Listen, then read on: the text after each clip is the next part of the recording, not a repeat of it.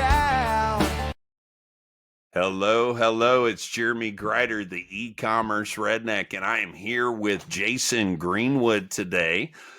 Jason's one of the guys that's had a lot of influence on the e-commerce redneck and what I do and getting on video and all of that. So I'm really excited to have you on here, friend. And saw him recently at Shoptoberfest in New York City. But Jason, if you could introduce yourself, tell us a little bit about yourself and Greenwood Consulting.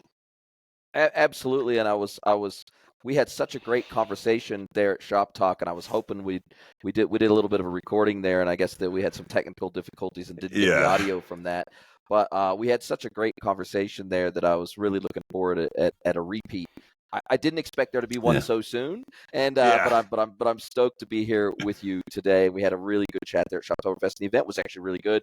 It was probably one of the most unique e-commerce events I've ever been to in terms of sort of the style of event that it was. It was focused on eating and drinking first, and maybe a little bit of business sprinkled in there second. So I really like that. I really like that focus, and I like the fact that they gave us a place for us to broadcast from as well and record our podcast from. So that was really cool. But look, my name is Jason Greenwood. Been in the e-commerce space for over 25 years now. Have worked brand side, had my own e-commerce pure play back in the day. Have run and built agencies over the years, and for the last 5 years, I've run my own independent B2B e-commerce focused consultancy. I work not just with manufacturers and distributors, but I also work with SIs in the space. I work with platform vendors in the space and investors in the B2B e-commerce world.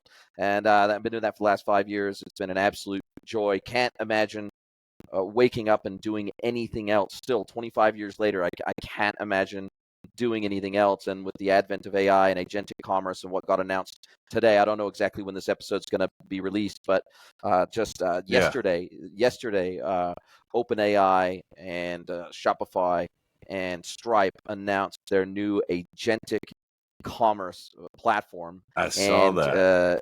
Their agentic commerce protocol, and it's going to be an open protocol for agentic commerce to be integrated in with the answer engine of choice out there. So we got lots of things happening in our industry, and I continue to be fascinated by it. I continue to be curious every single day about the future of our industry, and I continue to desire every single day to contribute to its success.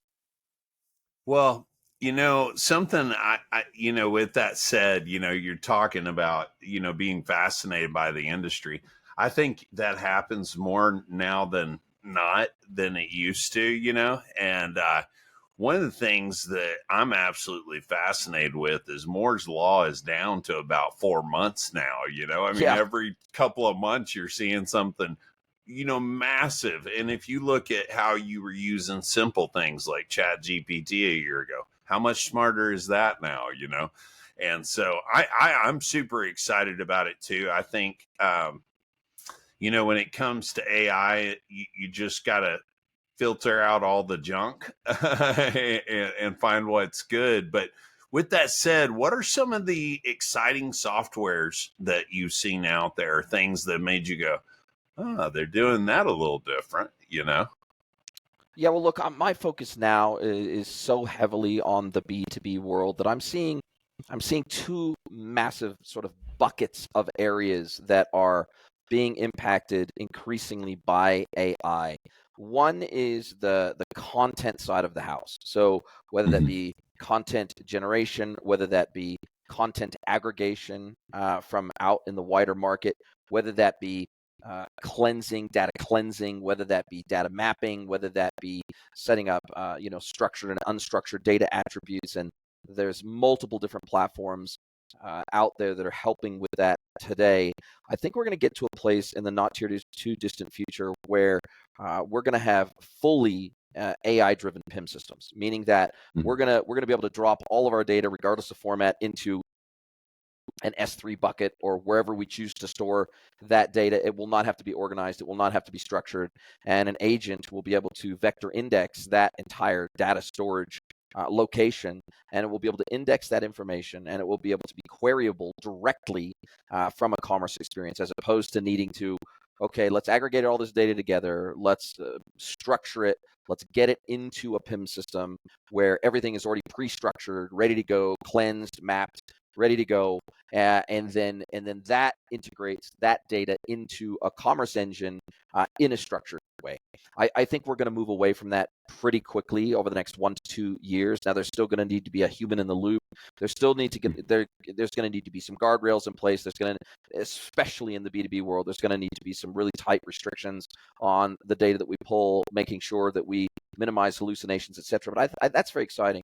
But what's here right now that is already impacting the B2B world is Salesforce automation, not Salesforce the platform, but Salesforce the function automation. Let me give you an example. So there's, you know, there are platforms out there now that can sit.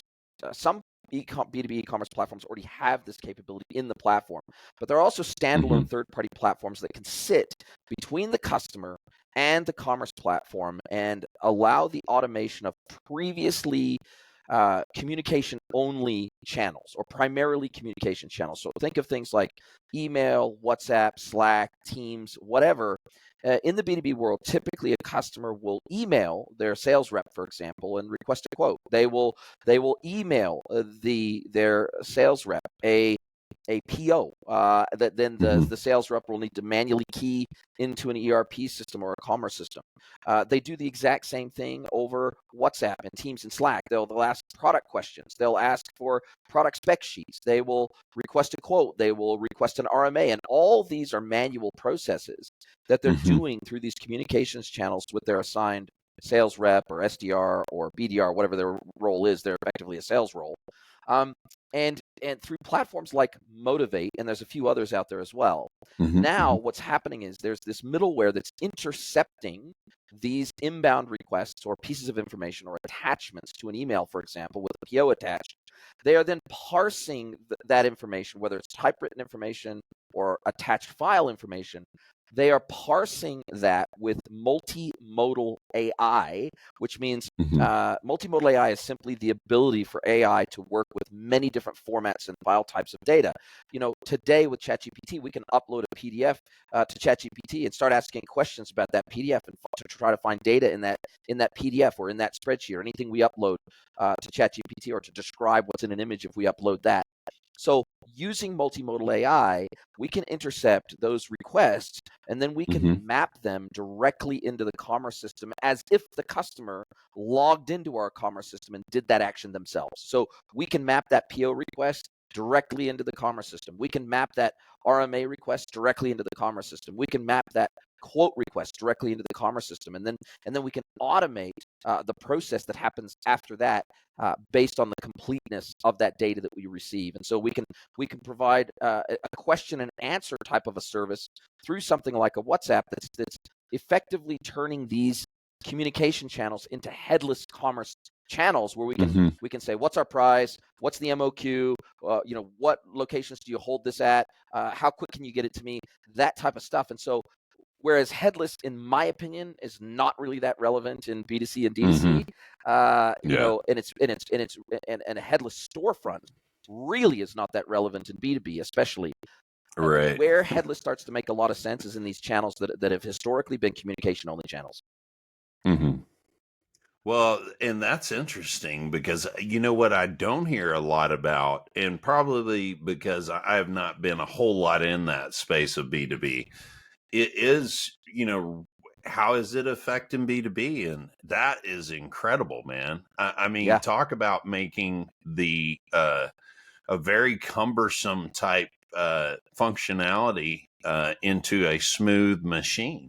And that's the dream with all e-commerce, is that you have a smooth machine running. That's why, Shopify is so popular. It's easy to make it a smooth machine without knowing a whole lot. But, I'm very interested too, particularly in Shopware, and how they're getting into Agentic. Their base of their code, Jason was telling me, was completely redone in 2019 or something like that. So they probably got the freshest code in the industry. They're slapping AI in there, getting Agentic. I'm excited about these agents, man, because I think you're right. These little agents that can take care of some of these problems, man, it's less employees to do those little cumbersome jobs, Well, and even the agentic, well, even the procurement side, so the e-procurement side of B2B. So think of platforms like your Jaggers, your Coupas, your Arebas on the procurement side. Mm-hmm. These buying organizations, whether they're a dealer, whether they're a dealer buying off of a distributor or a distributor buying off a manufacturer, whatever, they've got a procurement function inside their business. And they'll either usually use the procurement module within their ERP, or they will have a Mm-hmm. standalone but integrated e-procurement system that they work within. And typically the way we would service those types of buyers that are buying via those e-procurement platforms is we would send a punch-out catalog integrated into that e-procurement system so that they could Mm-hmm. find out what we carry. They would find out what their price was for that product. They could create the PO directly in the e-procurement system and then send that back up the punch-out pipeline for fulfillment. Now, these major e-procurement vendors are already talking about agentic procurement, right? And what that means is it is going to effectively be, think of it almost like as a supercharged version of EDI. So their vision for the Mm-hmm. future is for, let's say you're a builder, right? And you need to speak to, or you want to procure some products from your local building supply house, right? And so you have your e-procurement department. Now, let's say I have some plans for some houses.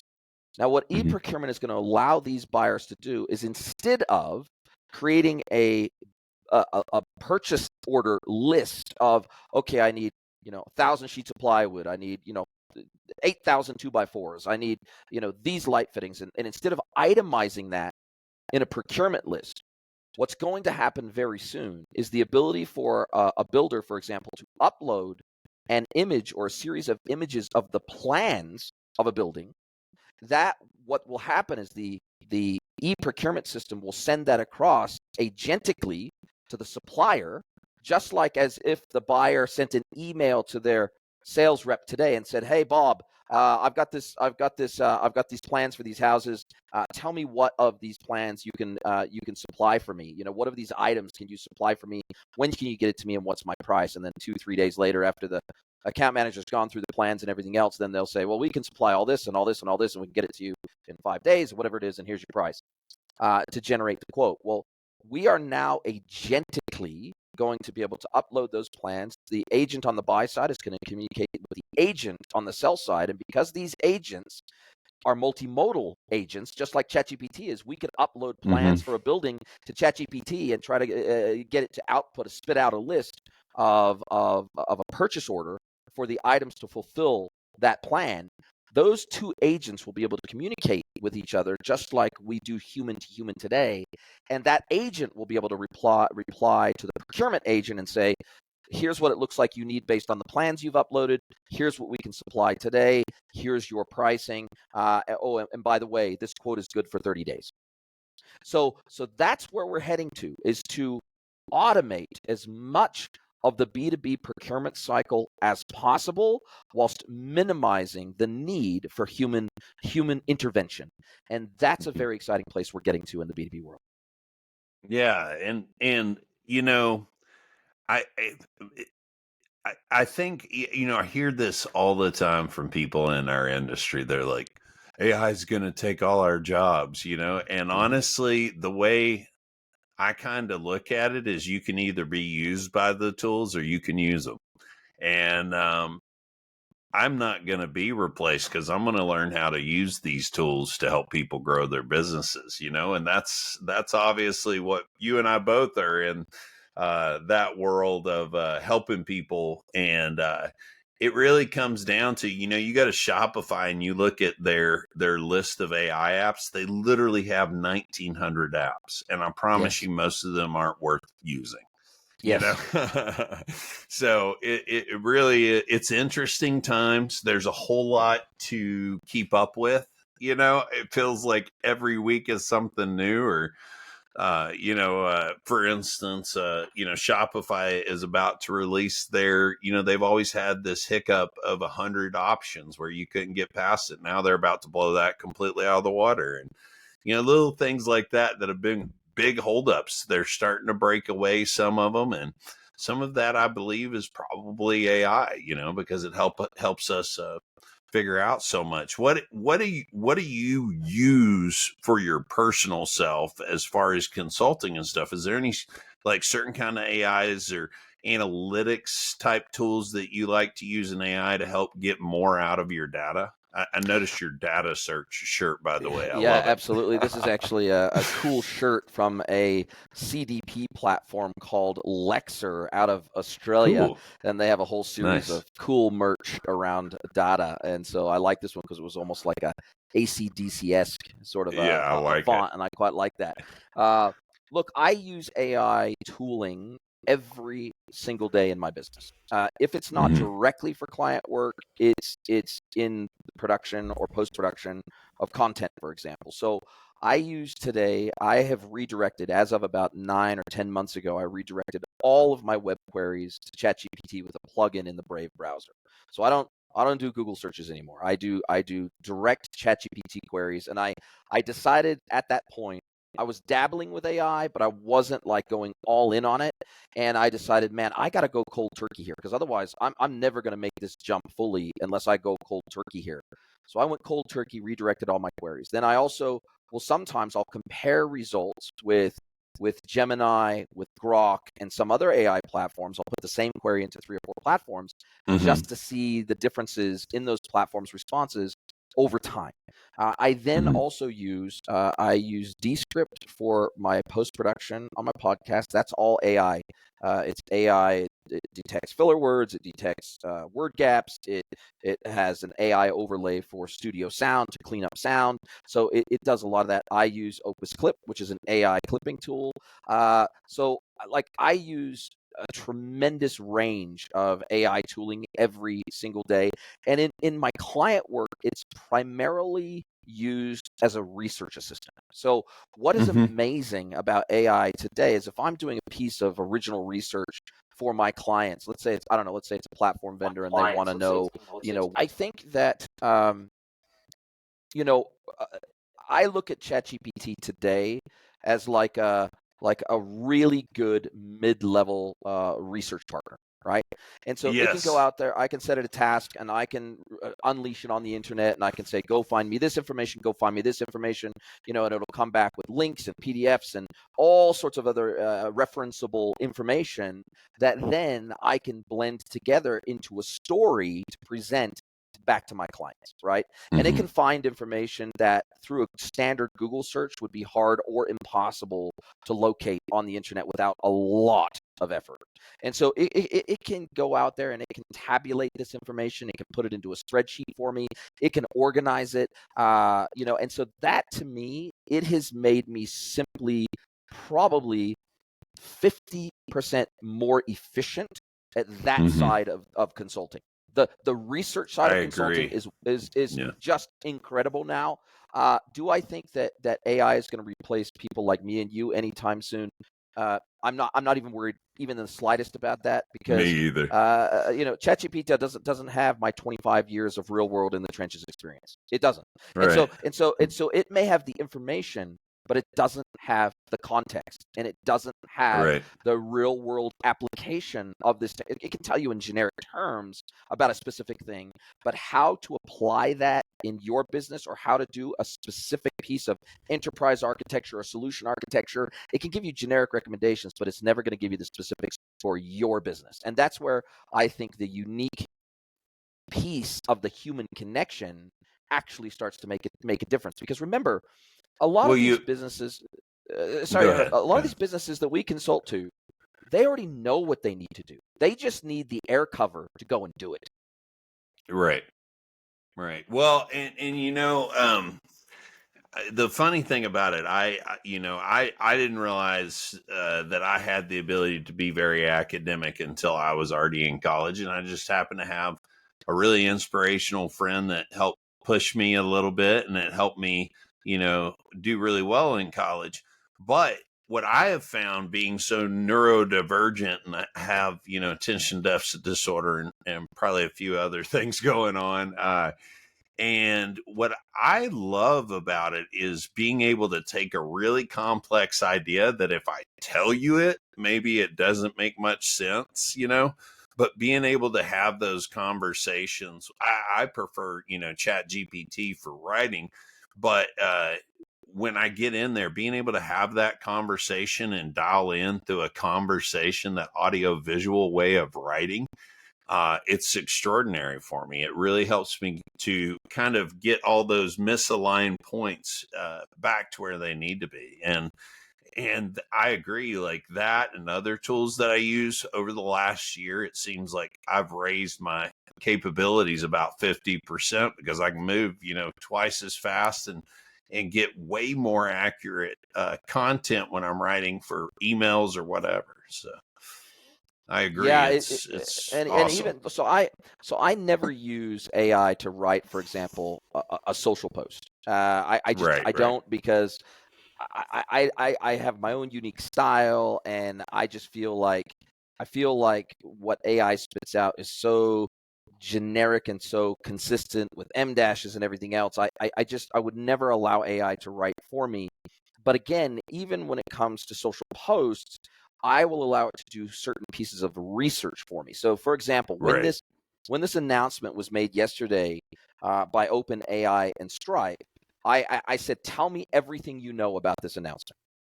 Mm-hmm. That's what I said. That was my query to ChatGPT, and it gave me a whole bunch of media links. It gave me the page on the OpenAI website where the announcement was. It gave me the page on the Stripe website where the announcement was, so I could go there and I could really understand the nitty gritty of what they were actually saying.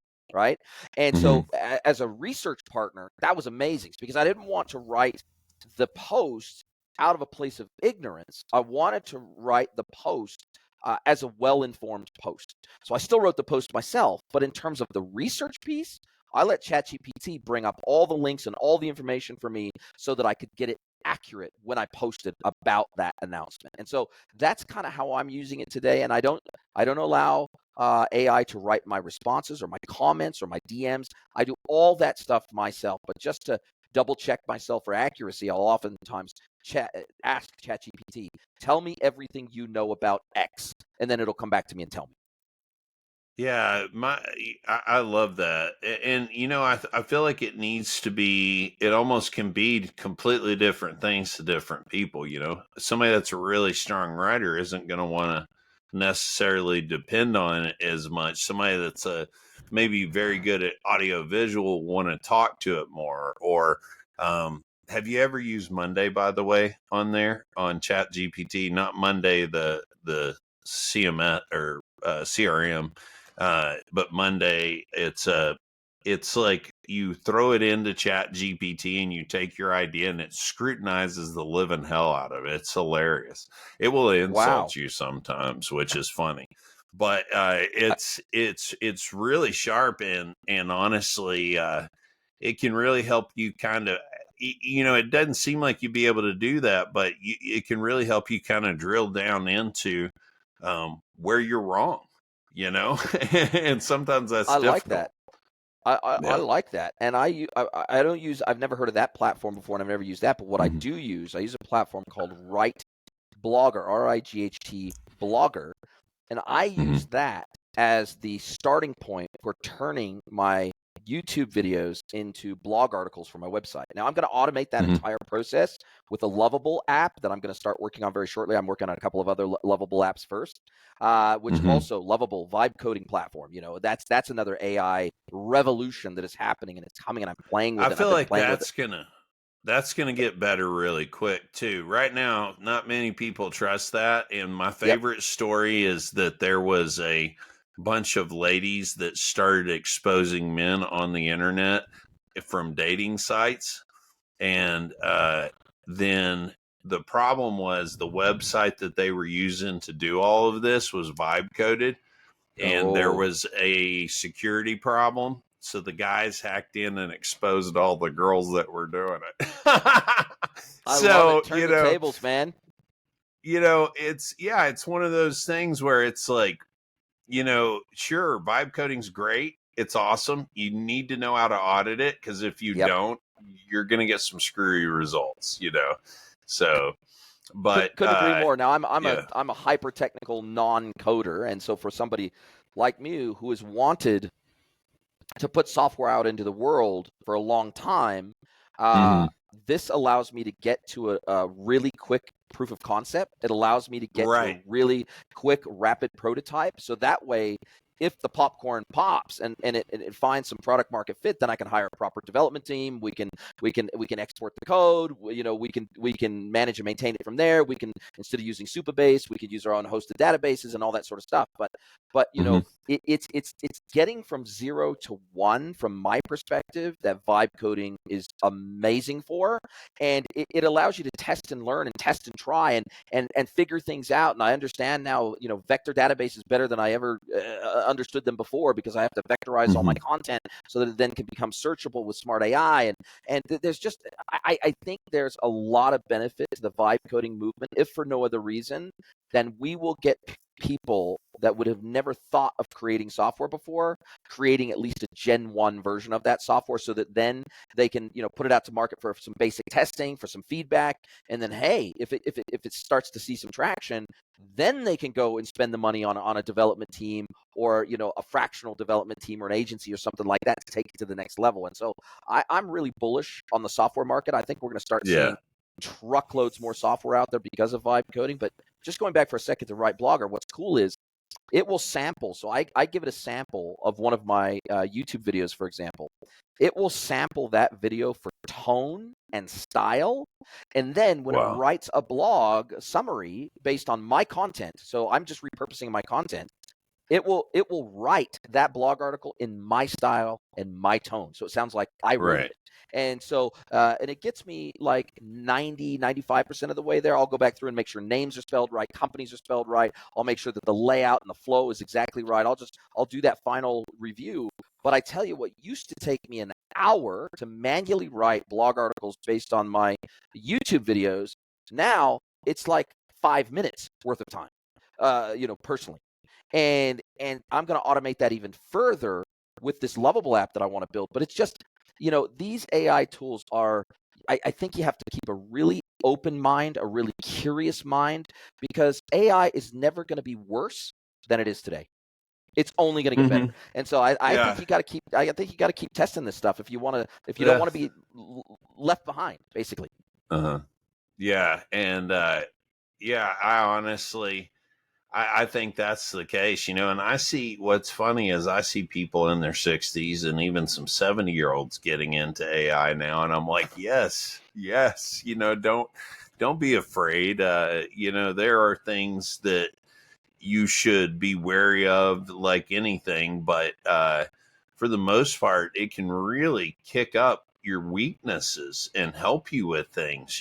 So yeah, I love that. I always wondered how you used it, so it's good to hear, and it was really interesting to hear the B2B stuff. But with that said, definitely would love to have you on again. Maybe get you on a panel or something with some other folks as well. Jason, it's been absolutely fantastic having you, and thank you for coming on the e-commerce Redneck, man.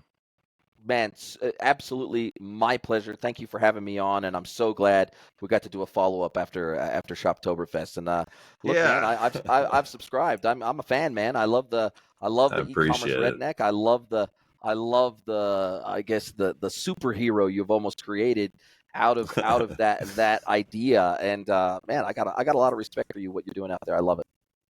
Well, it's funny because, and there's a lot of good people in our industry that are willing to lend a helping hand, give good advice. You've been there, done those kind of things for me, and I appreciate that. But for me, honestly, the e-commerce redneck was a way for me to push myself out there, make myself do it, and what got me just recording videos on social and putting them out there is seeing you honestly, it was just you at that phone, walking down the road, talking to your phone. Yeah. And it all of a sudden made a ton of sense. And I was like, and it's funny, I used to be a preacher. I don't know if you knew that. I used to be a No, youth I did not pastor. know that. And when I was a preacher, the thing that kind of broke for me and changed and made it really good and got me good at it was I went and heard a guy speak one time. And while he was really funny on stage, after when we went out to dinner with him, he was really funny still. And so what I realized in that moment is I've just got to be myself all the time to get the best results. And so that's what I started doing. So, thank you for inspiring me in that way and helping me along and just being a friend, Jason, and friendly and approachable, man. Oh, my pleasure, man. And look, it was so cool to finally meet you. It was our first time meeting in person. We've met online before, obviously, but man, taking these relationships offline and into the real world, that's where the juice is really worth the squeeze. So I really enjoyed that. Oh, yeah. I'd like to see more events like that Shopware event where it's more social, because think about it. That one event, that Shoptoberfest, probably saved 30 dinners, to get the same results, Well, and I think, like, I saw in the lead up to the event, I saw how much earned media Shopware and their sponsors got in the lead up to everybody creating their own little, their own little avatars, their own little, their own little posts, their own little social posts and everything. They got a massive coverage, and they sold out really early. The tickets were sold out, I think, like a month in advance. And then afterwards, after the event, I saw all the free media they got from people taking photos and videos and everything else and posting that to social. So imagine, they had a army really of people out there singing the praises of Shoptoberfest. And I tell you, I think that is truly the way of the future, because if you can mobilize an army of influencers on your behalf that already have big social followings, man, why wouldn't you do that? Just by putting on an event that everybody wants to attend. What a great marketing angle. Love it. Yeah, I did too. I love Jason and the crew over there at Shopware. Well, thank you so much. And Jason, we will talk to you soon. Thank you, brother. My pleasure. Have a great day.